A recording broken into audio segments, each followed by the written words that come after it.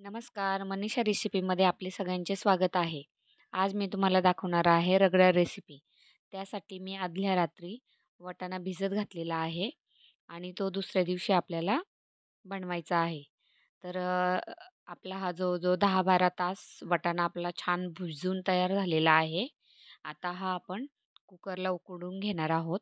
तर मी खाली वाटाणा आणि वरती बटाटे असं कुकर लावून घेत आहे. बटाटे हे आपल्याला रगड्यामध्ये घालायचे आहे आणि काही आपल्याला चाटसाठी वापरायचे आहे. म्हणून मी 4-5 बटाटे उकडत घातलेले आहे.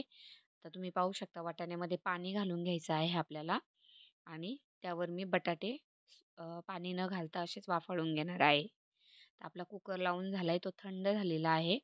आता आपण छान या रगड्याला फोडणी करून घेणार आहोत. तर कढई तापून त्याच्यामध्ये मी थोडंसं तेल घालून घेतलेलं आहे आणि पहिली आपण जिऱ्याची फोडणी दिलेली आहे. तर आपण थोडंसं जिरं घालून घेतलंय. आता यावर आपण कांदा घालून घेऊया. एक कांदा चिरलेला आहे, अर्धा टोमॅटो घेतलेला आहे, तोही मी यावर घातलेला आहे. आता आपल्याला हे छान परतून घ्यायचं आहे आणि हे व्यवस्थित परतून झाल्याच्या नंतर आपल्याला तो आता जो आपण वाटाणा शिजवून घेतलेला आहे, तो थंड झाला आहे. तो आपल्याला चमच्याने असा व्यवस्थित एकजीव करून घ्यायचा आहे. तर त्यामध्ये मी उकडलेला बटाटाही घातलेला आहे.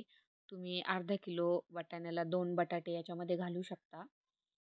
बटाट्याने छान हे मिळून येतं आणि टेस्टही खूप चांगली लागते.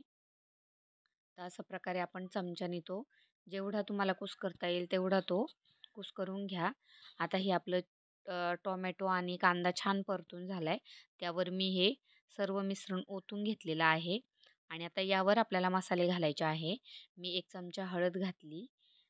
यावर 1 चमचा आपण घातले आहे धना पावडर आणि आता आपण अर्धा चमचा ह्याच्यामध्ये लाल तिखट घातलंय आणि त्यानंतर आपण यावर घालणार आहोत चिरलेली कोथिंबीर.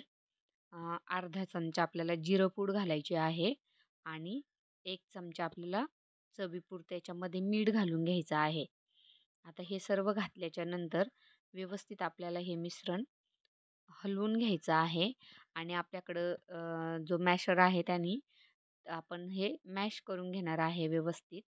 तुमच्याकडं हे नसेल तर तुम्ही चमच्यानी व्यवस्थित ते बारीक करून घ्या. हे जितकं छान बारीक एकजीव होईल तेवढी रगड्याची टेस्ट तुमची खूप चांगली येते आणि या पद्धतीने तुम्ही तुमचा रगडा बनवला तर अगदी परफेक्ट जसे आपण बाहेर पाणीपुरी खातो त्या पद्धतीनेच होतो. अ, किंबहुना त्याहीपेक्षा टेस्टी लागतो. तर तुम्ही या पद्धतीने नक्की करून पहा.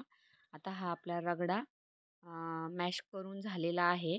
तुम्ही पाहू शकता आता किती घट्टपणा याला आलेला आहे. थोडंसं पाणी घालून हा तुम्ही छान शिजवून घ्या. याला चांगली उकळी येऊ द्या. अशा पद्धतीने आपला हा रगडा रेसिपी तयार झालेली आहे. व्हिडिओ आवडल्यास लाईक करा, सबस्क्राईब करा, शेअर करा. धन्यवाद. Bye bye.